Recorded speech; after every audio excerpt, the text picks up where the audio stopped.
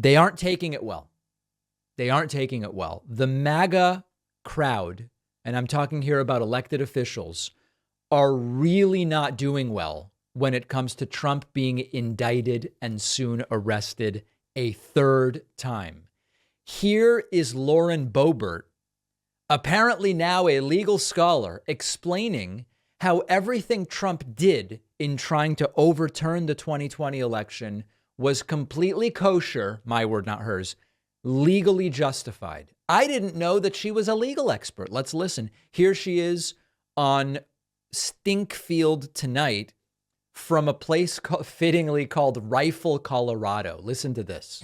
We were doing our role. We were not rubber stamping states that we saw massive irregularities in the voting, where tens of thousands, hundreds of thousands of ballots were mailed out illegally. It is illegal for states to change election laws. That is something that is untrue, by the way. For the federal government to change election laws or secretaries of state or rogue judges. It is up to the state legislature, and that did not happen. And so we objected to several states who. Remember that they love saying this. States unilaterally changed election law. Like it or not, the COVID pandemic authorized states to, on the basis of public health measures, make changes to things like vote by mail. You could say that shouldn't have happened, but it is not against the law. Did exactly that. They changed their state election law, and the Constitution says it's the state legislature that changes those, and that is why we objected. There was nothing illegal, certainly nothing for President Trump to be indicted over, but now I hope he uses this indictment to go to each and every state that we had in question and finally fix our elections and secure them once and for all. There you go. So there is Lauren Boebert's idea.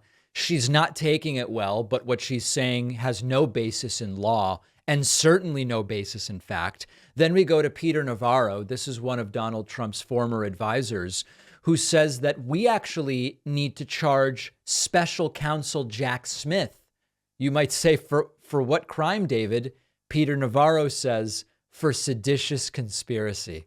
These people are unbelievable. And this idea that you could say categorically that there was no election fraud in 2020 is absurd. I mean, I've looked at that. I looked at that very carefully in a 3-volume set called the Navarro Report. Oh, yeah. And nothing has changed since then to make me think otherwise, that there was a grand stuffed a ballot box strategy by the Democrats, basically bending and sometimes breaking the rules. And these were legitimate questions to be asked. So, to have to walk down that path, though, the noise, it's like this is a seditious conspiracy. It's Jack Smith is running in coordination with Joe Biden. Remember that there is not a shred of evidence of that. They can repeat it as many times as they want, but at some point, I hope evidence is demanded of them. And the White House and others in the deep administrative state. And when Donald Trump becomes president, and I hope one of his first acts is to have the Attorney General make sure he looks at every email correspondence and phone record. All right. Yeah. Listen, Peter Navarro envisions a world in which the guy who tried to overthrow our legal election is president again. That tells you everything you need to know about Peter Navarro. Then we go to Kari Lake, the failed Arizona Republican gubernatorial candidate. Kari Lake put out a statement called "Following Another Sham Indictment." Kari Lake calls on every Republican to suspend campaign and support President Trump. We have video of her on Newsmax, I guess this is, making the same demand of other Republicans. His poll numbers will continue to go up. I really believe that those other people running in the Republican race should stand up, speak out in support of President Trump, talk about how this is an injustice unlike we've ever seen with our Department of Justice going after an innocent man. And frankly, they should suspend their campaigns and step behind and support President Trump. There you go. There's an idea. Because Donald Trump has been indicted again, I am ending my campaign and will be endorsing Trump. Beautiful idea. You can see the desperation to be vice president dripping off of her face here. Then we go to Rudy Giuliani. Rudy Giuliani, again, we learned an unindicted co-conspirator in Trump's third indictment. He seems to almost be in tears during this interview on Newsmax last night. And I guess you have to be careful what you say. He still is the special investigator, the special prosecutor. I'm kind of holds, ago yours and others' future. Go ahead. Long ago, stopped being careful, and I don't worry about the Jack Smiths of this world. I have a chapter in my book called Stand Up to Bullies. So here's what I say to Jack Smith. After the Supreme Court threw out your case, which should have been a disgrace, and you should have gone and found another profession because you don't belong in this one. This one will be your legacy. Violating the right of free speech of an American citizen. Never mind whether he was president or not. And again, remember, this is another example. They're saying Trump is being indicted because of his speech. That is, of course, not the case. And in fact, it says it in the indictment. In the indictment Rudy's holding up, it says it. It could be anybody. It could be a homeless person. You don't get to violate people's First Amendment rights, Smith.